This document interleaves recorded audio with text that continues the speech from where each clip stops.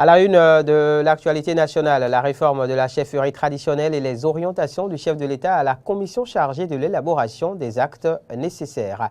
À la une aussi, octroi de bourse aux filles inscrites dans les filières techniques. C'est dans le cadre du projet Suède-Bénin. Puis sur le continent, en Guinée équatoriale, le sommet extraordinaire de l'Union africaine se poursuit et déjà 140 millions de dollars sont récoltés pour faire face aux crises humanitaires.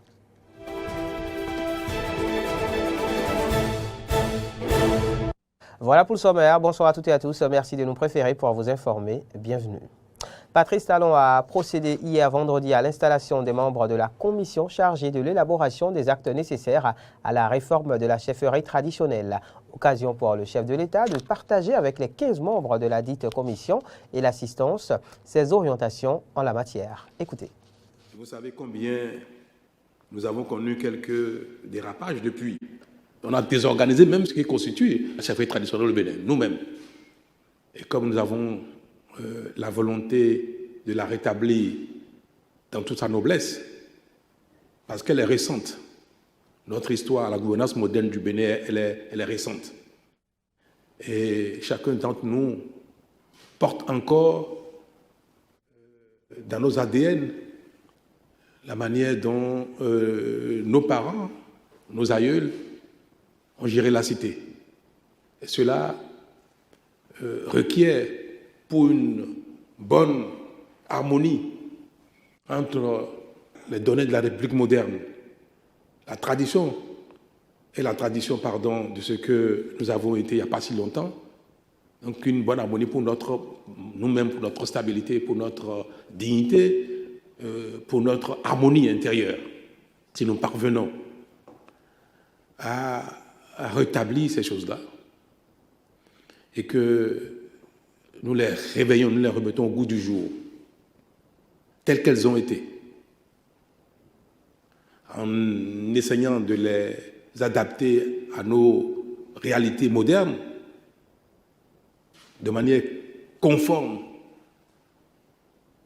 à notre Constitution, à nos lois, parce qu'il ne s'agit pas de rétablir la chefferie traditionnelle en compétition, en conflit avec l'ordre moderne. Notre Constitution est intangible, c'est notre choix unanime. Nos lois qui organisent la vie politique, qui organisent l'administration, relèvent de notre choix, de notre façon d'exister aujourd'hui et de conduire la cité. Et il n'est pas question de les remettre en cause. Mais associés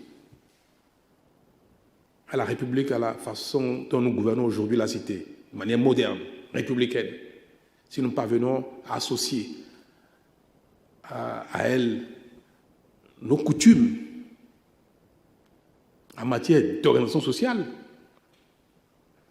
si nous parvenons à rétablir l'autorité morale traditionnelle, et nous réussissons alors à la faire cohabiter avec la gouvernance moderne, nous allons davantage instaurer une harmonie sociale, une cohésion sociale. Nous allons mieux gouverner la cité. Nous allons nous-mêmes.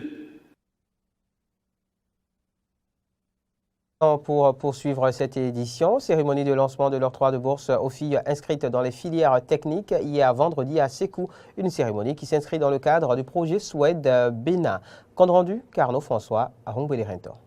12 filles provenant des lycées techniques du Bénin ont reçu leur bourse ce vendredi 27 mai au lycée agricole Mehdi de Sékou dans le cadre du sous-projet maintien des filles à l'école du projet Suède.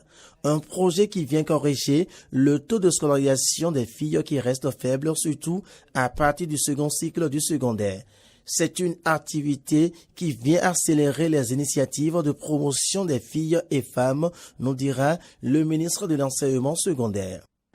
Cette activité dénote de l'intérêt et de l'engagement du gouvernement qui, avec l'appui des partenaires techniques et financiers, est résolument sur la voie de la constitution d'un vivier de compétences dans tous les secteurs productifs de notre économie nationale, et ce, en accordant une priorité à la gente féminine dans les métiers précédemment dévolus aux hommes.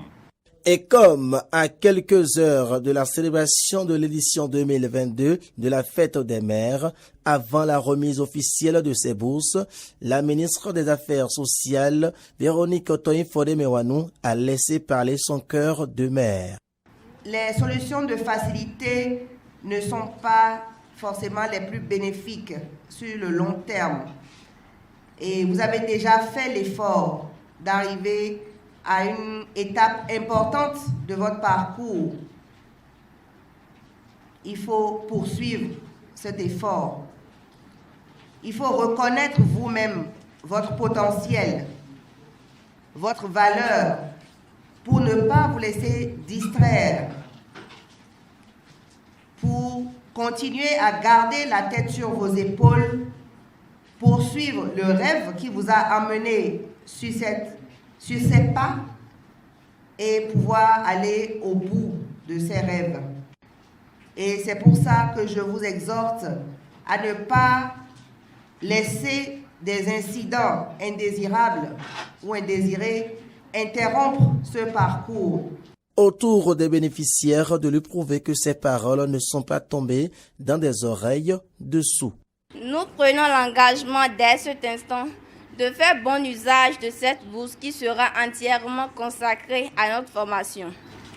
Vous ne serez pas déçus et nous vous promettons d'améliorer nos performances scolaires, d'être des modèles de réussite dans nos communautés respectives et ainsi contribuer à la réalisation de l'objectif maintien des filles à l'école. Pour rappel, le projet Swed Bénin a pour objectif d'accroître l'autonomisation des femmes et des adolescentes et leur accès à des services de santé reproductive, infantile et maternelle de qualité et à améliorer la production et le partage des connaissances au niveau régional ainsi que la capacité et la coordination régionale. L'Académie nationale des sciences, arts et lettres du Bénin entend substituer les farines locales à la farine de blé dans la fabrication du pain. Elle a, hier, à l'occasion du vendredi de l'Académie, organisé un atelier portant thème « Enjeux et défis de l'utilisation généralisée des farines locales pour la planification et la pâtisserie ». Le point avec Clémence Tonoucoin. Scientifiques et acteurs de la chaîne de production du pain approfondissent les réflexions sur l'utilisation généralisée des farines locales dans la fabrication du pain. L'ambition de l'Académie nationale des sciences, arts et lettres du Bénin ANSLAB d'introduire l'utilisation de ces matières premières dans la pâtisserie ne date pas d'aujourd'hui. La problématique de l'utilisation de farines panifiables locales pour accompagner la fabrication du pain date de plusieurs années au Bénin, mais n'a pas toujours été accompagnée de recommandations scientifiques solides. Plusieurs données ont été produites pour soutenir cette possibilité, mais elles méritent d'être analysées et discutées par les experts en tenant compte des réalités socio-économiques du Bénin pour aboutir à des recommandations scientifiques à prendre en compte par les décideurs politique en la matière.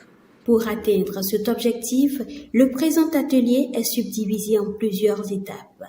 Il s'agit de faire l'état des lieux de la recherche et des actions mises en œuvre sur les farines mixtes en panification et en pâtisserie. Analyser les implications socio-économiques de l'utilisation des farines mixtes en panification et en pâtisserie. Élaborer un plan d'action. Le Bénin dispose déjà de plusieurs farines de céréales et tubercules. Seul l'engagement politique et le patriotisme des Béninois sont les maillons manquants de la chaîne, selon Servet Padonou, président des boulangers du Bénin. Aujourd'hui, comme on parle de farine de blé, aujourd'hui au Bénin, nous aussi, nous avons notre farine qu'on peut appeler Mewilifi 2. Et ça peut être pour soit le maïs, comme pour le manioc, et la patate douce, la banane plantain, le fruit à pain et d'autres céréales et tubercules. Aujourd'hui, tout est disponible. La seule chose qui reste, et moi je pense, et enfin, il faut que le gouvernement puisse trouver un mécanisme pour généraliser le produit. De deux, il faut que ça s'impose à tous les Béninois d'une manière ou d'une autre. Et le Béninois doit se sentir patriote, doit se sentir engagé et manger ce qui est produit chez lui et rien que ce qui est produit chez lui et de bonne qualité. La concrétisation de l'initiative va permettre au Bénin de contrer les conséquences de la guerre ukrainienne.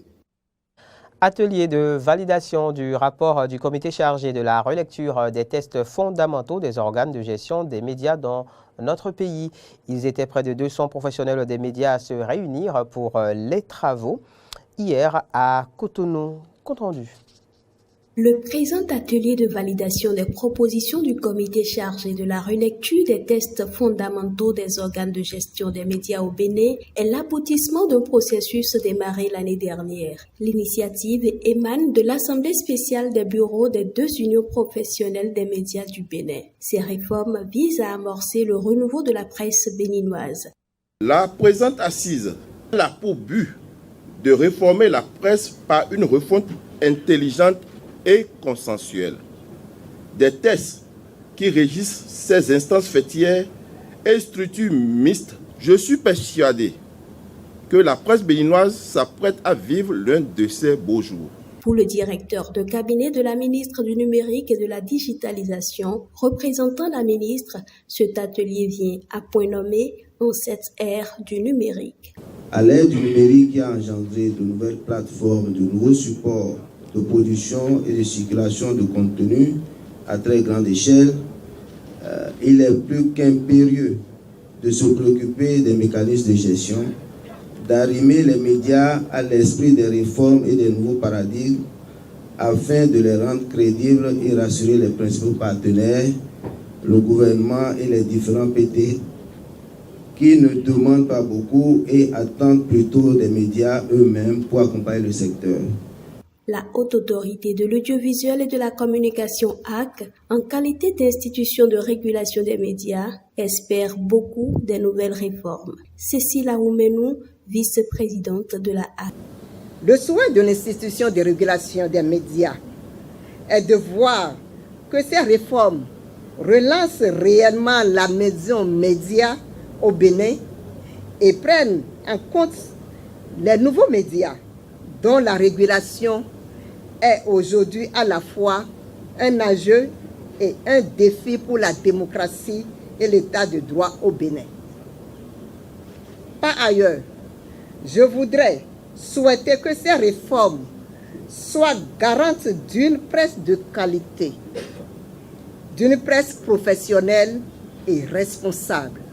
Le rapport objet de validation a été transmis le 3 mai dernier à l'occasion de la célébration de la Journée internationale de la liberté de la presse.